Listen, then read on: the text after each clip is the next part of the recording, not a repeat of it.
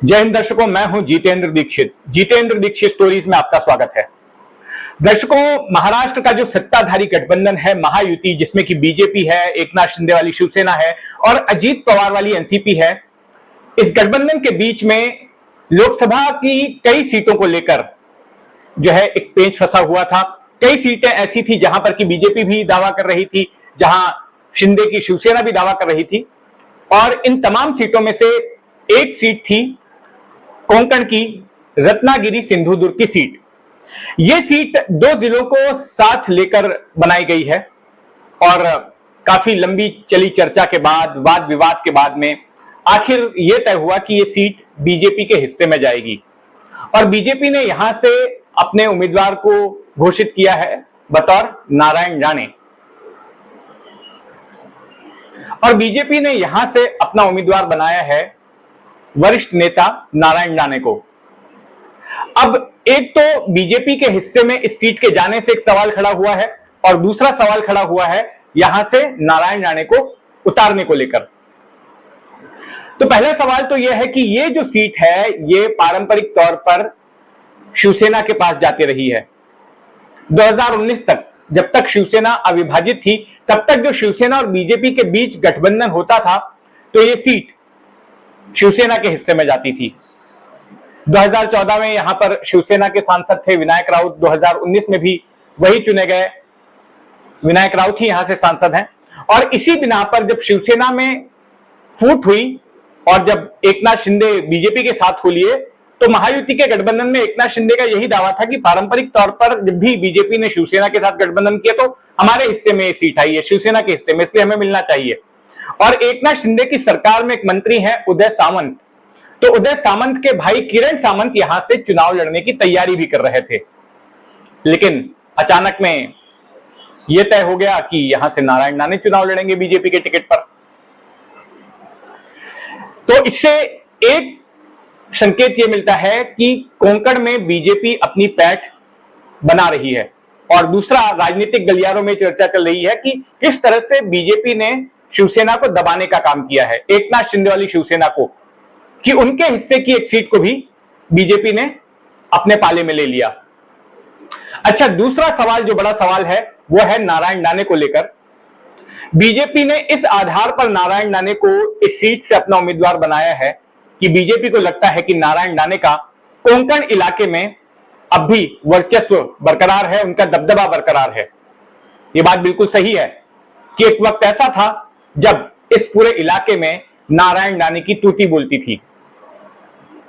कोंकण ये इलाका समुद्र तट से बसा हुआ है, मुंबई के दक्षिण में आता है। वैसे भौगोलिक तौर पर मुंबई भी कोंकण का ही हिस्सा है, लेकिन दक्षिण कोंकण की अगर बात करें तो यहां पर नारायण राणे की ही तूती बोलती थी और नारायण राणे ने अपने सियासी करियर की शुरुआत इसी इलाके से की थी। कई सालों तक वो इस इलाके से विधायक रहे। अभी उनका एक बेटा, छोटा बेटा नितेश राणे, वो भी यहां से विधायक है। उनका बड़ा बेटा नीलेश राणे, वो इसी सीट से, जहां से आज नारायण राणे चुनाव लड़ रहे हैं, इसी सीट से 2009 में सांसद चुना गया था। तो उसी इतिहास को देखते हुए, उनके उस पुराने वर्चस्व को देखते हुए बीजेपी ने यहां से नारायण राणे को अपना उम्मीदवार बना दिया है। इससे पहले की कहानी में आगे बढ़ें, एक नजर डाल लेते हैं नारायण राणे के सियासी करियर पर। देखिए, नारायण राणे जब शिवसेना की स्थापना हुई थी उसके चंद सालों बाद ही शिवसेना से जुड़ गए थे। ना केवल उन्होंने कोंकण इलाके से अपनी राजनीति की शुरुआत की थी, बल्कि मुंबई में भी उन्होंने बतौर शिवसेना के शाखा प्रमुख अपने राजनीतिक करियर का आगाज किया था। और जिस तरह के दबंग किस्म के नेता थे, वो शिवसेना के चरित्र से उनका नजरिया मेल खाता था और जल्द ही पार्टी में उनकी ग्रोथ बड़े पैमाने पर हुई, तेज रफ्तार से हुई। वो शिवसेना के दिवंगत प्रमुख बाला साहब ठाकरे के खास हो गए और 1999 में बाला साहब ठाकरे ने मनोहर जोशी को मुख्यमंत्री पद से हटाकर नारायण राणे को मुख्यमंत्री बना दिया और 9 महीने के लिए नारायण राणे मुख्यमंत्री रहे। लेकिन उसके बाद जो चुनाव हुए उसी साल 1999 में, तो शिवसेना बीजेपी की गठबंधन सरकार सत्ता में वापस नहीं आ पाई और कांग्रेस एनसीपी की गठबंधन सरकार हो गई। लेकिन नारायण राणे ने तो मुख्यमंत्री पद को चख लिया था और उनकी हसरत थी फिर से एक बार मुख्यमंत्री बनने की, और इसलिए उन्होंने एक प्लान बनाया जिसके तहत कांग्रेस और एनसीपी के कुछ विधायकों को वो लेकर पहुंच गए गोरेगांव के मातोश्री स्पोर्ट्स क्लब। उनके ऊपर आरोप लगाया गया बाकी दोनों पार्टियों की ओर से कि नारायण राणे ने इनको किडनैप कर लिया है, और कई दिनों तक ये विवाद चला। विलासराव देशमुख उस वक्त मुख्यमंत्री थे, और आखिर में जब सवाल पैदा हुआ कि विलासराव देशमुख जो है सदन में अपना बहुमत पेश करें, तब ये तमाम जो विधायक जिनको नारायण राणे अपने साथ बिठा कर ले गए थे मातोश्री, वो काम नहीं आए और विलासराव देशमुख ने बहुमत हासिल कर दिया, और विलासराव देशमुख की सरकार जो है साल 2002 में जब ये क्राइसिस हुआ था तब बच गई थी। इसके बाद होता यह है कि शिवसेना में भी जो है बदलाव होते हैं।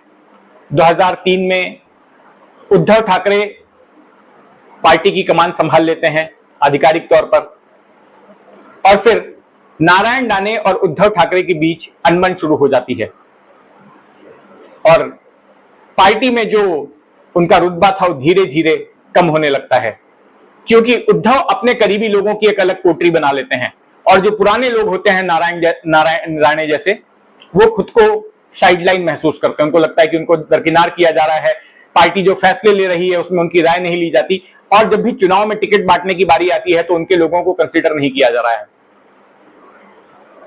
तो नारायण राणे ने कई बार सार्वजनिक तौर पर उद्धव के खिलाफ बयान दिए, और खास करके उद्धव के सेक्रेटरी मिलिंद नार्वेकर के खिलाफ उन्होंने काफी कुछ कहा, और एक तरह से ये बताया कि कैसे उद्धव और पार्टी के नेताओं के बीच में मिलिंद नार्वेकर एक दीवार का काम कर रहे थे। तो उनकी इस बयानबाजी के बाद साल 2005 में उनको पार्टी से निकाल दिया गया। नारायण राणे इसके बाद कांग्रेस में चले गए।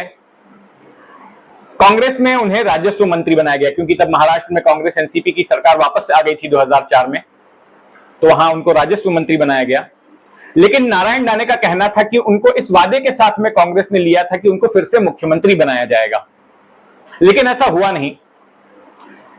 2008 में विलासराव देशमुख को कांग्रेस ने मुख्यमंत्री पद से इस वजह से हटा दिया क्योंकि 26 नवंबर 2008 का हमला हुआ था, और हमले के बाद ताज होटल में वो फिल्म मेकर राम गोपाल वर्मा को लेकर चले गए थे।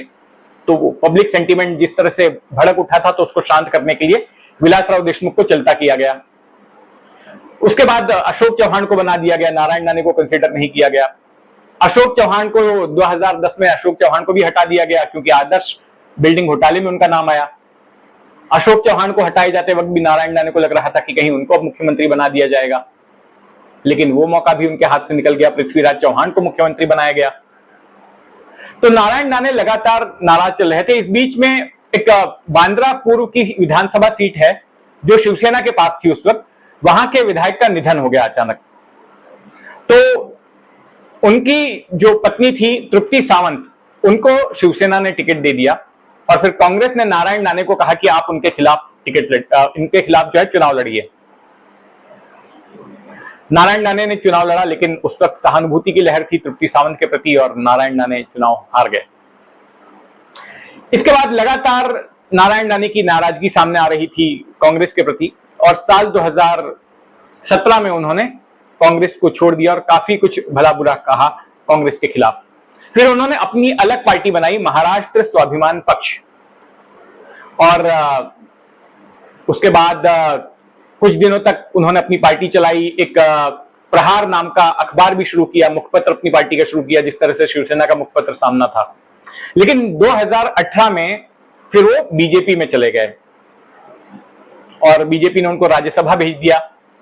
तो अभी जो आउटगोइंग मोदी सरकार का मंत्रिमंडल है उसमें वो एमएसएमई मंत्री हैं। अच्छा, सवाल उठता है कि नारायण राणे के जिस वर्चस्व पर भरोसा करके बीजेपी ने उनको टिकट दिया है लोकसभा का, क्या वो वर्चस्व बरकरार है, या फिर नारायण राणे की अगर बात खाली ना करें, उनके पूरे परिवार की बात करें, तो क्या वो वर्चस्व बरकरार है? 2009 में नारायण राणे के बड़े बेटे नीतेश राणे ने चुनाव लड़ा कांग्रेस के टिकट पर, इसी रत्नागिरी सिंधुदुर्ग वाली सीट से, और सांसद बन गए। लेकिन 2014 में और 2019 में वापस उन्होंने जब चुनाव लड़ा तो हार गए। इसके अलावा खुद नारायण राणे ने विधानसभा का चुनाव लड़ा था 2014 में कुड़ाल की सीट से, वो चुनाव भी वो हार गए। उनके दूसरे बेटे नितेश राणे वो कनकौली से विधायक हैं। 2019 के विधानसभा चुनाव को उन्होंने जीता, लेकिन जो जीतने का मार्जिन था कोई ज्यादा बड़ा नहीं था।